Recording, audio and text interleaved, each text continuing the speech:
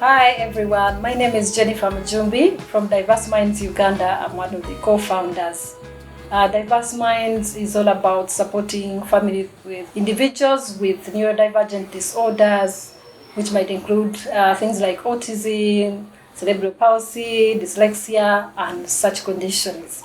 We are creating a safe space for parents to share their experiences and encourage other parents out there. Today we are so blessed to have a friend of mine and my nephew, David ASIIMWE. David ASIIMWE, you're welcome. Thank you. To the platform. Thank you. Today, I hope we will learn a lot from David and he can share his experience and his journey so far. So, David, Yes. tell us about yourself, first of all. Well, thank you, Jennifer, for inviting me to this program. As she's introduced me, my name is David ASIIMWE. I'm a father of two. I'm a business consultant. I mainly do my work in Dar es Salaam, though Ugandan, but based in Dar es Salaam. Yeah, I'm really excited to be here on this show. Oh, you're most welcome. We're so Thank happy you. to have you as well. Thank you. We just wanted you to tell us, what do you know about things like autism? Do you have any experience in autism? What can you tell our viewers about autism? Well, thank you. Yeah, like I said, I'm a father of two girls, two wonderful girls. Personally, I'm a parent. My first daughter is autistic, and it was at first we didn't know as parents. Yeah. Firstborn, That's right. first child. The excitement. Yeah, the expectations. We got to know it later, because she took time before she could express herself, talking. So we kept on thinking, no, she would talk very well. She would have this confidence, Typical, yeah. Yeah, and I remember how relatives would always ask, has she started talking? Can she now talk well? Yeah. And that was really, really very challenging, especially when you know the stages of a kid and this, by this time she should be doing this. Yes. And you see she's not Hitting yet the milestone. there. Yes. I can say it wasn't that easy because we didn't know. Yeah. No one had told us. It's until later, as of course we got to realize we had our kid who had special needs, needs special attention, especially when time came, due for school, and it was a challenge getting us a particular school for her. That's the biggest challenge. Yeah, it was a huge challenge. Couldn't cope up with the noise. Couldn't cope up with the kids. Could change, It was quite really, really very challenging, I must say, as parents. And but after knowing, then we had to accept this is it. This is it. So what can we do? Of course, through here and here, asking friends, getting they need a special therapist. Finding yes, speech therapist, finding a particular teacher to handle. It was a whole journey of learning. Yeah, definitely. Try and error. Will this work? Will this work? and at first, of course, it will first dawn on you, and because no one is talking about it, No. you actually don't know. You can't believe I'm the one who's given birth to someone that people are not aware of. Yes. Condition they're not aware of. Exactly. Yeah. But then, as a parent, we got to realize, no, we need to love our kid, our children as they are, accept this is what God has given us, and then see how do we make sure that we are able to be the best parent, be able to provide what they need to provide, and learn as much as we can. That's fantastic. That's Yes. the best way I think you can deal with it. Yes. David might really have, you may have summarized it, but the journey is quite longer, Yeah, really, very, to get to that point of acceptance. True, Quite true, longer. true. But when you get to that point of accepting and, seeing value in your child, I think that's amazing. Yeah. So apart from delayed speech, do you remember any other red flags? Like now you think about it and you're like, oh, I should have seen this and realize there was something not right that could, apart from the delayed speech. Yeah. Is there any other way she was presenting you could have thought about? Yeah, like being the behavior. Sometimes could be off. Yeah. And something small could just piss her off. Yeah, just get overwhelmed. Yeah. Yes, overwhelmed. It's just too much for her. Yeah. So you're wondering, what do I do now? Yes. what should I do now? What else do we need to, we try this, maybe it doesn't like this, maybe. So it was really, really very challenging moment. It was very, indeed. very, very challenging moment. So how did you get the diagnosis? Like how long and how did you get the diagnosis? Where did you go? Well, I must say that because of the nature of my work, being outside the country, most of the time find me in Dar es Salaam. So I must say that the mother took time to discover that, assess her, then through people sharing and say, okay, now maybe this is the right school, maybe you need to do this, get a therapist, get a special teacher who can come home, find a piano for her. That is amazing. Yeah. Get those games, and I really, really appreciate her mother so much. Yeah, because definitely. most of the time she was the one with her. So to me, and all that, so of course she would update me and say, okay, they need this at school, they need this. Then when I realized that, and of course I got that when in Dar es Salaam, I found this was something that was very, it was talked about. Like I was introduced to the Autism Foundation. Wow. In Tanzania, it was really huge. I remember when they organized, it was like a national rally, like a run, a marathon. Yeah, that's what we need to do in Uganda. Yes, exactly. Yeah. And it was huge. Autism, run. And I remember, at first I didn't know, but a friend of mine told me about it. I said, I'm a parent. My kid is autistic. I need to be part of this. I need to this is a great cause. Wow, this is a great cause. And I think that's what we need more in Uganda, more in Africa.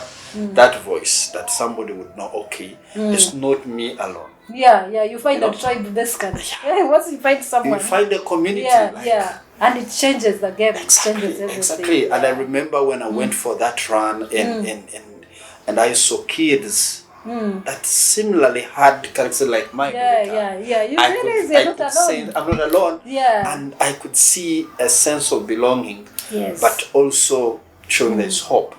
Hope. There's hope for these kids. Just to know, what do I need to do when I find myself, I have this kid. Wow. Yeah, and of course it was when I get to, we got to connect that time when you're still out and getting to know also, because I didn't know your man, but I didn't know that, and sharing your story. It was so touching, like you are resonating with There's me. That connection you make with a person once you find out they also have a child on the spectrum. Exactly. I wanted to ask you, like, for example, my experience when I found out about the diagnosis of the boys. For me, I always tell people I didn't get it like there and then and process it and be shocked, because I was taking it in small doses. Because I'd already done on Google and see the thing. The way they were presenting, I could tell they were on the spectrum. Yeah. For you, did you take it in small doses? Like, did you know but you didn't want to believe, or from nowhere you got a diagnosis and the mother of your child called you and said, look, the child is is autistic? Did you get that news abruptly, or you expected it? You had done research and found out? Honestly, it took me by surprise. Oh my God. It took me by surprise. Like, all I knew was my girl would speak very well. Yes. Expectations. Yes. Yeah. All I knew was she had to go to school, a normal school. Yes. A normal school, Yes. study like others. Yes.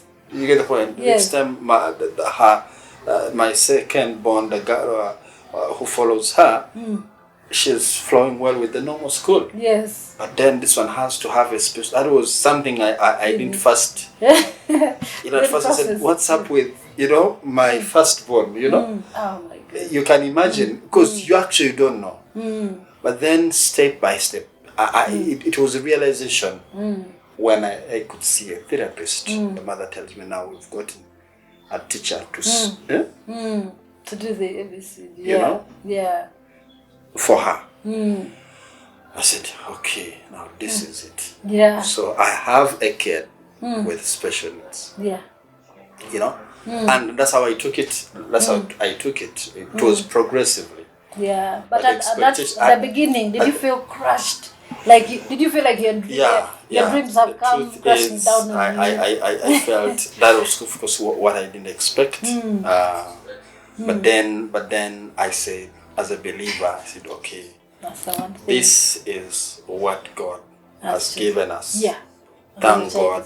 This is our girl. This is our girl. This is our daughter. The best thing she can get is the love of her parents. Fantastic. Is to accept her as she is to know. So from that time, even when because most of the time on the other side, I call her. I want to make sure I'm giving her those words of encouragement that you can do it. And for you to be involved in her life, that one alone is so important. Yeah. So now after getting the diagnosis, because most of the parents, once you get the diagnosis like this, you just, first thing you go to Google, most of the time, and then you look and you see autism is a lifetime condition. That one also crashes even more. And then it's just full of different things. People saying you can try this supplement and the child will be better. You will try this. You will try stem cells. Did you go into that? Did you say like, did you panic and say, what shall I try? What did you feel like? Let me try this. Or you were calm and accepted it.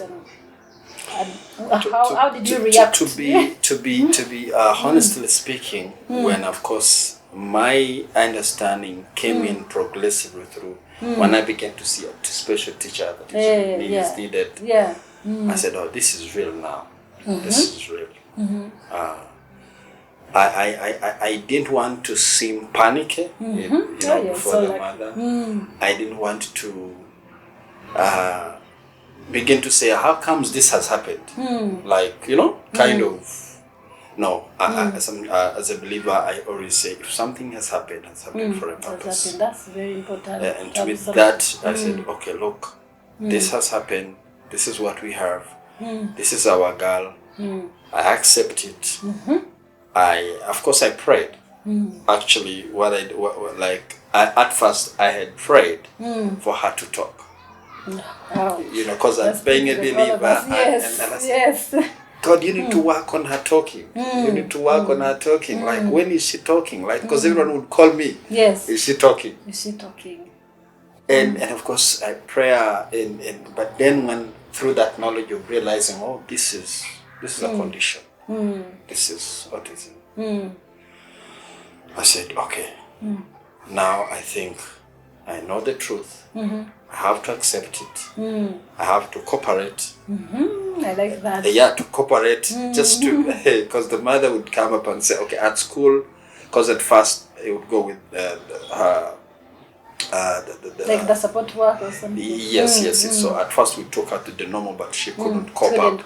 So now we had to take her back to get homeschooling, like being at home. But then a teacher comes, which was really, really a bit challenging, especially, of course, I'm away, But all I can say is people need to know. Yeah, people need to know. People need to know when you find you have an autistic child, it's not a crime. Yeah, and it's not the end of the world. It's not the end of yeah, the world. It's not the end of the world. There is more life. That is a life. That is someone you. That's a gift from God. That's a because gift from God. Children are a gift from God. So, however they are, whether they are like what, accept them and find and get knowledge. And to me, that's why I want to really appreciate you for that. I remember when I was in Dar es Salaam and you talked about this. We need more people like you to come out and help other people because add a voice to this and say, look, this is happening in our society. This is happening in our community. We need each other, and by so doing, that knowledge, someone is prepared. Somebody is not taken. Yeah, it's not shocked. Yeah, shocked. That's what I always say. Like, we need to talk about these things, especially to young people, because these are the future parents. So that they don't. There's that time, like between age of 2.5 and 3, where it's very, very, very important to find out early and get into an intervention, which can make massive difference. But because of the ignorance, most of the time we waste time where you could have made a lot of difference in the child's life.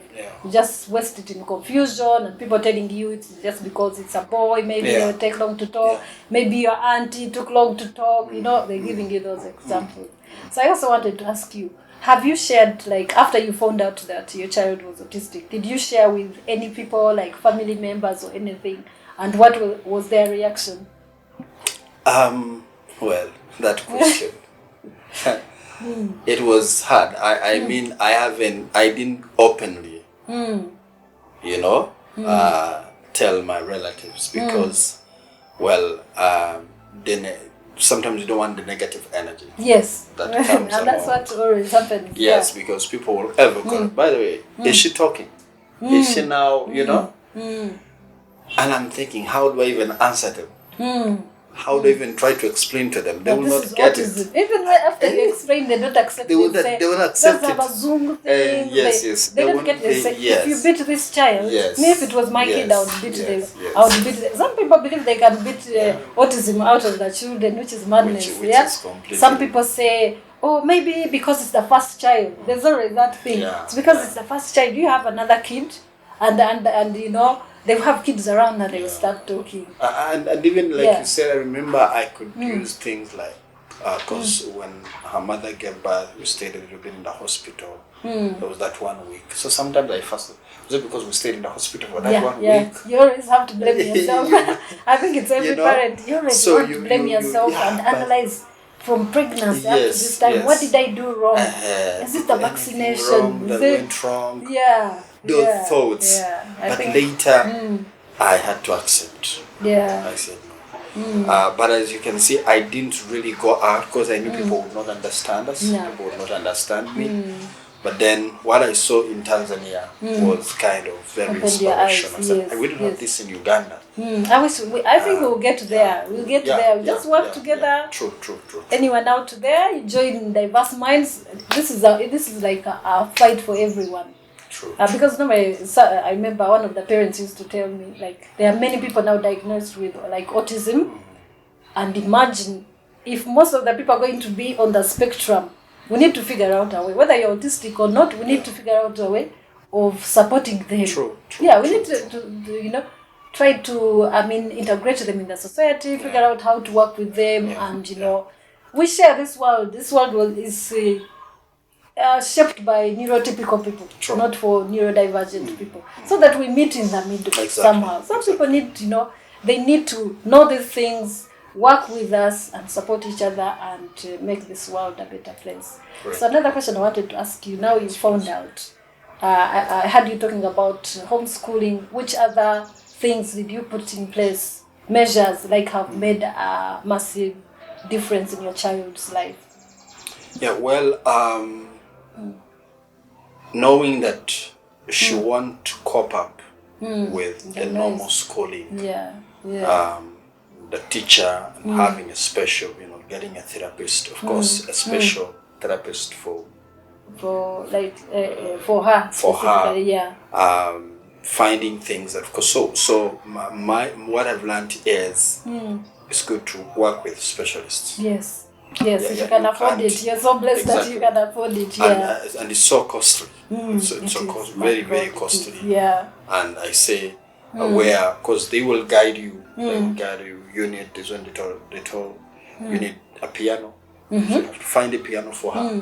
There are those special games to make her that engaged, because she's not going to be in this general school. Meeting with the kids and so it has been really, I can say it's a journey. It's a journey of learning. It's a journey of saying, okay, will this work or this won't work? Let's try this.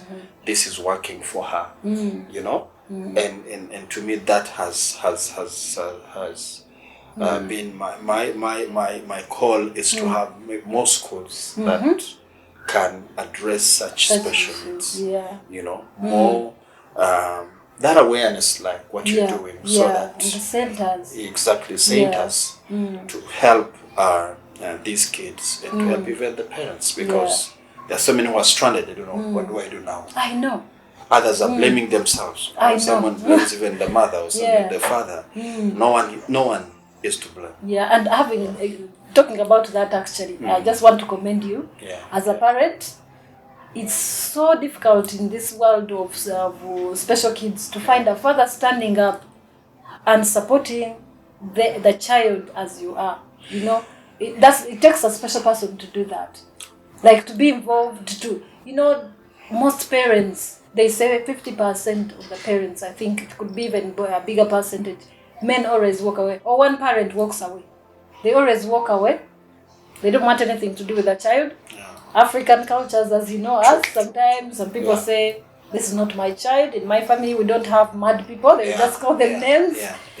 So I'm so proud of you. I applaud you for really being there for your child and being involved even in this campaign. For me, seriously, my heart where it is like to use this platform, of course, raise awareness, but also, like, I hope at some point we can get some funding. I don't know how we're going to do that, but I believe in God. I believe in God to provide, and if you're doing the right thing, I'm sure it can happen, where we can have a center, like you were saying, where your child was, these kids need to explore different things. Like you talked about music, like piano. Maybe imagine if she was doing art. Imagine if she could access certain games like chess or Scrabble or what. You don't know where they are best at. Imagine if we had a center where we had different music instruments. And you don't have to pay all that much on top of speech therapists, occupational therapists, maybe behavior therapists, and then the teacher. You can imagine. If you had where you can get those services, but at a subsidized price, or if possible free, and also things like swimming, because it's very important for them. Imagine if we could do that in Uganda. So that's where, for me, that's where my heart is. I've seen the difference it has made in my life when I was at my lowest. I didn't know where to go. That moment where someone can take their child and know they're having what they call meaningful play. Meaningful play tailored to their needs. Same as schools, if they can go to schools, like what you are doing is perfect. Like how you're getting her, the teacher, to go at her pace, to tailor that program for her and teach her in the way that is suitable for her, because we are all different. So I really, really commend you. And better just on that, I need to really be honest, like you said. The credit goes to the mother. Yes. The credit goes but to have as a person, a partner supporting you is also a blessing, to be honest. Because like I said, because of the nature of my work, I find myself, I'm in the restaurant, and the mother, she's hands-on. She's always there. She's, like everything. So I want to really commend her for that. I know mothers and I think that is something really very powerful, because it is her faith that that positivity to know that this kid deserves this, this kid deserves this, this kid deserves this. And say, you know what, we are in this thing together. Let's see how we make that possible. So you can be hands-on, like I would say most of the time it's me who is involved. But when it comes to funding, you see, that's why parents are struggling. You have to work then you have to be at home, because these therapists sometimes they do little bit. You have to build on that one. True. So if someone has to do it, someone has to look for the money, and then another one has to be like at home implementing whatever the therapists are telling them. Exactly. So my next question would be, this whole experience, like you said, what has kept you going? You've spoken about your faith. Yes. What else? What do you see in your child? Most parents give up. Yeah. But I don't think you've given up. No. You haven't given up. You still. What do you? What's the future like for you when you look at your little girl? Well, this is the hope, because how she was is a great improvement. Yes, thank God. I like that. This whole new, progress. How she was is not the way how she is now. In terms of her speech, you can see there's been. I remember when the mother sent me a video when she was on the piano playing, Yes, that joy. It's that joy. And then when I take them out and they can say, "Daddy," oh my Daddy, God. Like speaking, say, "Oh, she's calling me Daddy." Yeah, these people they never understand. Yes. When you're in those groups, we always see a mother, like for example, coming up and say, "Oh my God." Me, I remember one time when my boy said, "I want McDonald's." Wow. I'll never forget that day. Wow. That statement. I was so excited. I went into the group and said, "My boy said I want McDonald's." Yes. But for an ordinary person who is not, in our world, you never know what it means.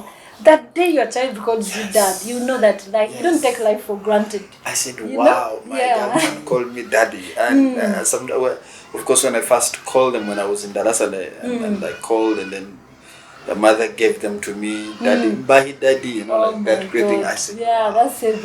Of course, what more does a parent need? Yes. I said, wow, my girl now can speak. My dad now can, my girl can call me dad. So then I said, I have hope. Yeah, that she can speak that word. She can speak even other words. Yes, they will. She can grow. You will, she will, sorry. So I also need to know more of that.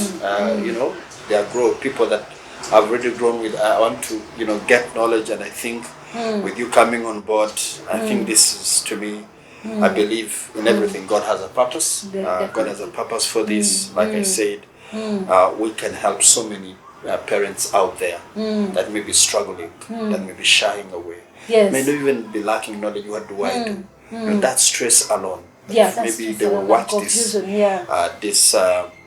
recording maybe years down the road and said, "Oh, it's not only me." Yeah, it's not only you. You're not alone. Will be encouraged. Somebody will have hope. Somebody will even find, where do I go? Maybe I can go to Diverse Minds to be helped. That's the plan. And maybe then we can see how to create collaboration. Because of the nature of my work, sometimes I'm in Dar es Salaam. We can see how do we collaborate with the Autism Foundation in Tanzania. Yes. I think that, to me, that is something I can add, plus to this organization, link them up. Because I met with the director, and that's huge. That event was the Prime Minister of Tanzania was the chief guest of that run. So they are really, really taking it serious. Hopefully we can get to that level as well. Exactly. If we keep pushing, I'm sure we can do that. This would be great in our country. And surprisingly, there are many people there, who can be so influential. You see, in different countries, people have owned it. True. Autism is not like the end of the world. It's not like, and as they say, if you've met one autistic person, you've not met all of them. So one can be non-verbal, another one can be verbal, and it has different levels. There's severe, there's moderate, there are these high functioning, and people look at them, they are talking, maybe they have a job, but they have their struggle. So if you get a diagnosis, of autism, it's not the end. It's not the end. Invest in your kids. Keep trying. Some people give testimony. They didn't speak until they were 13. So that one, like you say, that's what keeps encouraging me. When you from not calling you daddy, and here your child is saying daddy, and then another day they string another word, becomes two words. Another day it becomes a sentence.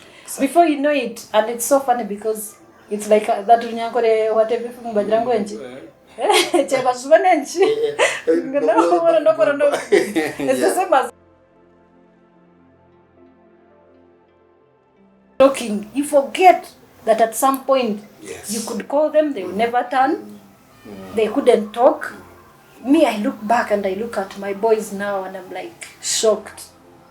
Like they can sit in one place, they can interact with other people. You know, it's so good. By the way, what autism did, I don't know. I was going to ask you, the next question was, how has your child diagnosis changed you? Has it changed your perspective of the world, calmed you down or anything? In a positive way, how has it affected you as a person? Well, thank you for that question. Understanding the status of my kid actually has really shaped me in one way or the other. In a sense, to know that life happens. Yes. Like life happens. You know, you wake up in the morning, what you least expect has happened. Exactly. So when life happens, what do? You can't be mad at life because that's life. So it has taught me, it has changed me in a sense to accept what has come your way. Yes. And have this positive attitude. Believe. You may not be a believer or you don't believe in God, but just believe and say things will be better. Yes. But also learn and say, what do I learn from this experience? Yes. How do I turn this worst experience into a better experience? Yes. You know, and don't give up. Keep looking for solution. Don't give up and say and take the no as an answer and say maybe because there may be someone who has a kid and this kid is not ever taken to school and this kid is left behind. Yeah, thinking how can you invest in a child that will never this is a loss. Trying to think we made a loss. You never made a loss. Have another kid. That's the funny thing. Have another kid. No. And then what? And write this one off. No. That kid has a future. Yes. That kid has something special in them. Amen. I mean, when I look at my two girls, I can see her. She's completely different from her. Yes. There's those special attributes that I see in her that are not in her sister. Yes. So that kid is unique, special. So accept him, accept her, and trust to God to give you the strength. Of course, I can't. It is the strength of God that enables us when we are faced with something we never expected, based on what you believe. But when you trust God and surrender it and know that, okay, He will give you the strength to go through that. Definitely. To be able to know, okay, look, this has come, but then there is a way. There is always a way out. Yes, and God can't give you what you can't manage. As they what say. you can't manage. Yeah. Yes. Yeah. Me, I would think it also, there's a way it humbles you. It gives you the empathy. I think that's the right word. Yeah, as it gives when you empathy. we talk, you feel you can't quickly Judge. I was supposed to say this. I've learned don't rush to judge anybody. That's the one thing. You become a better person. Yes, don't conclude on anybody. Yes. You can find them in a situation even beyond autism, what we're talking about. Exactly. You find somebody in a corner, you don't know what they went through, just to be that. Yes. You know, so it humbled, honestly. Yeah, and also it really emphasizes what nature is all about, or God. Yeah. Because as human beings, you have your own plans, you have your own expectations. True. You have this child, the expectation was so high. You start imagining how they're going to be talking, how you're going to take them to, remember there are some who are completely disabled who can't even stand. Yeah. But it makes you, I think, believe in God and say, God is the one that gives. Yes. And you wait upon the Lord because you can never tell how things are going to go. Because the kid can regress, go backwards. There are kids who are talking, who are doing everything, but now they went back to square one. They can just jump the milestones and just, be very successful. And most of them, not all of them. That's another area people need to understand. Not every autistic person is very special or has a special talent in certain things. It's not like that. Yeah. It's not like that. But you can be lucky and they have a deficit here, but they compensate. So you thank God for that. True. So what it teaches you is to wait upon the Lord and work with what you have. Exactly. You don't, it calms you down kwegamba you kusala pressure. Yeah. as a parent. Exactly. And just as you're talking, I remember when we went for that run. And then I saw kids that were worse, in a worse state, you know, Yes. than my girl. I need to say that I was just, They are severe my ones. girl is just severe. Yeah, It's better. yes. So like, so mine is not that worse. Yeah, you're grateful. So you're getting, so you begin now to identify those areas, like you said, those special areas. He or she can be able to do this. So be grateful for that. Be grateful for what she can do, and then trust God for the other things that He can be able to do. Indeed. And another thing people need to know is, like, just because a child is non-verbal, they are not talking, it doesn't mean that they don't understand. Because I'll give you an example. There's a friend of ours, is a doctor, who used to work in UK. He used to work with a gentleman who was autistic. And the guy didn't talk for 13, until he was 15. He used to tell this doctor, and he used to talk too much. And then he would say, you are talking, we need to focus on what you say. Hey, I didn't talk until I was 13, so I need to compensate for those years I was not talking. No, but this was a doctor. Yeah, he was a doctor. And he said they used to work in emergency transporting, like taking kids in ambulances. Yes. Said all that time he worked with that gentleman, they never lost any kid. Because he was meticulous, he knew what he was doing, he was perfect. And imagine all that time, and he said in those years when he was talking, people would be talking about him. And he would understand, but he couldn't talk, because there's always like a lack of connection. I don't know, the brain and the speech. But he could, and then when he started talking, he could not stop talking. So that's why they always encourage us that if you don't talk in front of these kids, just because they can't talk doesn't mean they don't understand. Exactly. And they are taking in all this information, but they are not capable, because of their condition, to talk. And sometimes, eventually, at some point, like now I see my boys, I think I'm about to get to that point when they are telling me, remember when you said this, remember when you said this. And I can see one of them who is more quiet. He understands like no one's business. And there's a way they sense the negativity. And the way they can read people's faces. Very, very, very smart. Yes. They may not talk, they may not, but they can read you. Yeah, they can read you like no one's business. So I think, that's when you see God is amazing. Just because you can't talk doesn't mean that, you can't express yourself in other ways, or you cannot. That's so powerful. Okay, from there, I wanted to ask you, like, what's the future like for autistic kids in Uganda? What do you think? What's the future like? Well, I still believe there is hope for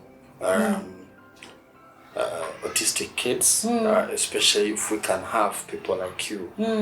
Please don't forget to subscribe to our YouTube if you like what we're doing, and hope, we keep bringing you brilliant guests like we had today, David. So let's continue our conversation, David. What do you think of the future of special kids, not only autistic ones, but special kids in our Uganda today? What do you think of the future? Yeah, actually, that's a great question. I believe that the future can be created now, and I think you are creating that future. And many others, many others out there, because it's when people need, especially now, parents need to come out, be able to speak out, add a voice to this, be able to join such causes. And like I was sharing about Tanzania, I see a future where someone is not victimized because they have an kid, but to be accepted, to know this is it, this has happened. Because there are those platforms, there are those, I see communities, foundations like this now. I see that's the future where parents with kids, they are not stranded. What do I do? Maybe if there was that knowledge, we wouldn't have been in that time when we didn't know, because there's knowledge readily available. So I believe that the future is great, in a sense that the parents, if they can come out, share their story, and that will help. Not only because once you have confidence, then you can be able to deal with any issue. You get the point? Because like now I can know, okay, look, I found someone, I'm not the only one. Let me find out, how is JANEPHER doing it? You have this community So the future is having these communities where people can network, learn from each other, collaborate. Yes. What can we do? You know, and by so doing, we're adding a plus to our community. We are impacting lives. You know, because these are human beings. Yes. These are human beings that need to be helped. So many parents are stranded wondering what to do. Yes. But then I'm seeing a future where there's knowledge sharing, where there's this community, the sense of belonging. Yes. I can call on Jennifer. You know, my daughter is now behaving. What can I do? And then I know why, because I know now. You know, so I see the future with this, with Brighter Minds. I see there's a great future and a great hope for. Absolutely. Very much, and to me, as a parent, as that has experienced it, I look forward to see how we can add a plus to each other and help and serve our community and serve our country as well. That's wonderful, because that's how I look at it as well, because I've seen in other countries where organizations, I think as a community, we have to be intentional. Yeah. We have to be intentional. I've seen organizations where they create employment specifically for special needs. Because they know, for example, if a person cannot handle noise, maybe, like for example, I used to work in as a cashier. Then there were people who used to put things in the shelves. For example, supermarkets. Yes. If you know someone can't handle being in public, some of them, they're not. It's not easy to socialize. By the way, socializing is a skill. Exactly. They can do other things where they can work alone. Maybe replenishing the shelves. True. Or most of them are good at computers. If they can work behind the scenes, you know. Yeah. I'm just hoping like other organizations can help us, can work with us, create employment specifically tailored for these people. Be accommodative at their workplaces. Be inclusive in schools, in our churches, in different places. I think the future is bright if we continue pushing, but it all needs us. Yeah. Because we are the ones who are struggling. So if we don't tell the world, if we don't tell our stories, how are they going to find out? So finally, the final question I wanted to ask you. What is your message to the parent out there today who has found out that their child is autistic? What message? If I came to you today and I said, and I'm in tatters, I'm crying, I'm heartbroken, and I came to you and I tell you that my kid has been, they got a diagnosis of autism. What would you say to that parent today? Well, thank you. To the message to all the parents out there, to those that may have kids with that experience, I want to say that there is hope. And that's not the end of the world. That kid has great potential. Yes. God has a great plan for that kid. There is always a purpose. Yes. And all I can say is that's not the end. It's not a time to throw in the towel and say, what happened? What's wrong with my wife? What's wrong with my husband? No one has anything wrong. But that is a fact that has happened. Yes. Embrace that with positivity, but then have a desire, connect with communities and organizations like now, Brighter Minds, yes. and get knowledge, because the more your knowledge, you're going to something, and that is exposure. And the knowledge is light. You're no longer in darkness. You now know. Yes. Now when you know, that is power. So, when she does this or when he does this, I can do this. Yes. If you are a bit stressed, because it can be so stressing, because they are so demanding. But then you say, I can reach out to Jennifer. Don't die alone. Yeah, don't die in your own movie. Yes. So reach out. Reach out for help. We need each other. Yes. And we are open to, the little we know, as we share, we have more. Yes. So that's all the message I can give. There is hope. By the way, kids can be better. I like the story of that doctor that stands to me. It's reminded me, I read a book, I think it is Helen Keller. Helen Keller. There was that lady in the US. She also had the challenge. There was someone with a special needs. But she impacted so many lives. So many lives. So that kid has great potential. It doesn't mean someone who is not talking well or maybe has a problem in this area there is an area where she can do great. Definitely. Yes. Everyone counts. Yeah. Now, talking about that one, Yeah. I remember when my kids had just started and they were in a special school. You know, you are so desperate. You want, first of all, you need someone to talk to. Yes. Who has gone through the same experience like you're going through. I think when my kids were in the mainstream, I was an alien basically. Everyone was just looking at us. They were seeing the boys going this side, going that side. You had no one to talk to. Yeah. Yeah. Some of them, instead, you know, when you tell someone my kids are autistic, they feel so sorry for you, and that Yes. one sometimes doesn't help. It They'll doesn't. be like, It doesn't. oh, I'm so sorry. I'm so sorry. Like, oh, so sorry. like autism is not a disease. It's a condition. And then when I changed and we went to these additional resource schools, Yeah. I got a sense of relief because every time I would meet these parents who had older kids, I would ask them, when did you bring your child here? Were they talking? Where could they sit in one place? Did they learn how to read and write? And the parents would just laugh at me. They'd be like, your boy is even better. Yeah. Because You mine get that was not talking at all. Yes. Yes. And that encouraged me. Yes. And you know, Yes. and I've seen the progress, I've seen can the imagine changes, that, yeah. yes. So if you're a parent and you're out there, honestly, you know, the best thing, like you said, read more into it, educate yourself, you know, invest in that child. Do most of the things yourself, by the way. You can learn a lot of things online that you can implement at home and make a massive difference than the person you've paid, for example, speech therapist. Exactly. I believe in that one. So don't give up. But another thing that saved my life was having these social media groups, Facebook. There are many, like in Uganda, there are WhatsApp groups. Yeah. Join those groups. Find, you know, we're all different. You're going to find people doing different things. Some people are saying, me, I'm doing prescriptions, me, I'm doing diets. Find where you're comfortable. And as a parent, you know, no one is going to judge you for doing what you're doing. Yeah. Everyone is going to try what you've got to try. If you think it's not working, you know, you move on. You'll find your group. Just get a few people you can confide in. Yes. Get those people you can celebrate little milestones Yes. with, like the one who's calling you daddy, because you know what it means to that person. Yeah. Basically, find your community. Find your small, safe place. Yeah. If you're lucky to have the support of the families and relatives, you're the luckiest. You know? Because at some point you're going to go into people's homes. I don't know, maybe the mother of your child would be the one who shares such experiences. And your child is going to cause havoc.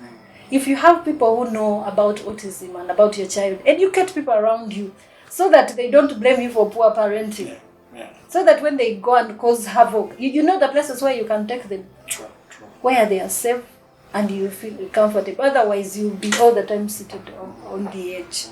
So I think the future, we are praying for the community that is very accommodative, inclusive, Yes. and understanding. So finally, the last question. Sorry, I know we've asked you many questions. The last one would be, what could you, if it was reversed? For example, the people who have kids who are like 25 now, they always tell us that you guys are lucky. There's information out there.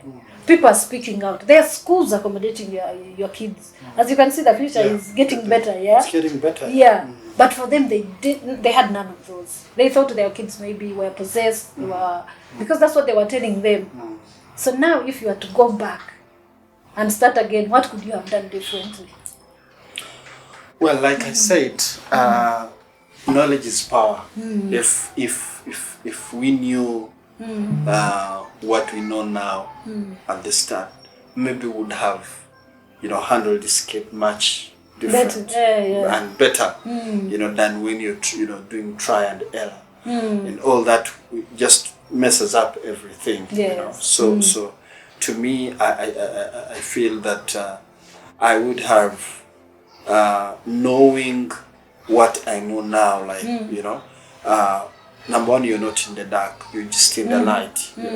That is faith, that is trust. Then okay, fine, there's a solution. I would maybe have reached out to more parents that are with the same issue and be able to share my experiences, having that confidence. Yes.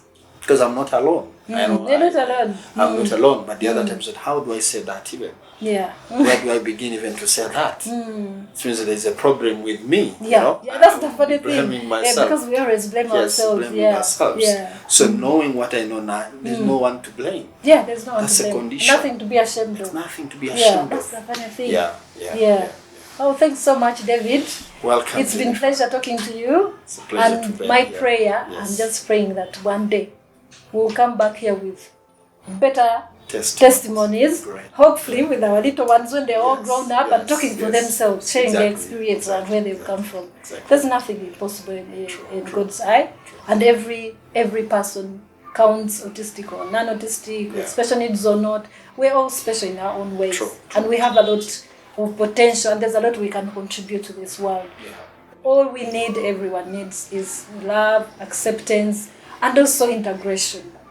Thank you so much for watching. It's been a pleasure talking to you. And hopefully we'll see you maybe next time talking about the other things Thank and you, how far we've gone Jennifer, with for diverse having mind. me, and thank you for our viewers that have taken time to tune in.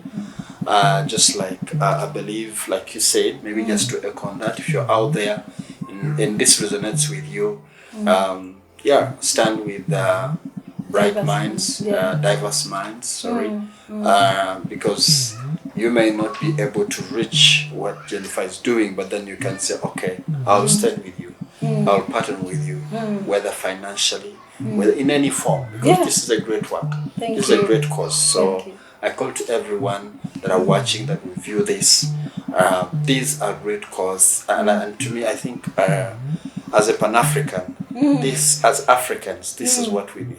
Exactly. This is adding value to Africa. Yes. We don't wait for someone to come and help us. and help us. No, let's as Africans, let's help each together. other. Let's stand. Let's say we can make things happen.